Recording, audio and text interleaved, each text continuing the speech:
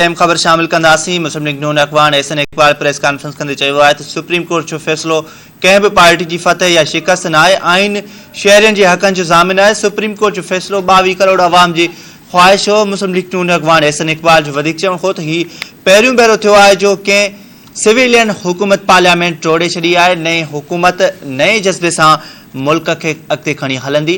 खेसि उमेद आहे त इमरान ख़ान नई क़ाइमु थींदड़ हुकूमत सां बहितर लाॻापा रखंदो। अहम ख़बर असां शेयर कयूं पिया। मुस्लिम लीग नून अॻवान एहसन इक़बाल प्रेस कॉन्फ्रेंस कंदे चयो आहे त सुप्रीम कोर्ट जो फ़ैसिलो कंहिं बि पार्टी जी फतह या शिकस्त न आहे। आइन शहरियुनि जे हक़नि जो ज़ामिन आहे। सुप्रीम कोर्ट जो फ़ैसिलो 22 करोड़ अवाम जी ख़्वाहिश हो।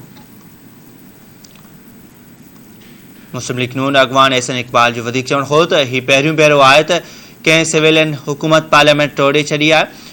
नई हुकूमत नए जज़्बे सां मुल्क खे अॻिते खणी हलंदी। खेसि उमेद आहे त इमरान ख़ान नई क़ाइमु थींदड़ हुकूमत सां बहितर लाॻापा रखंदो।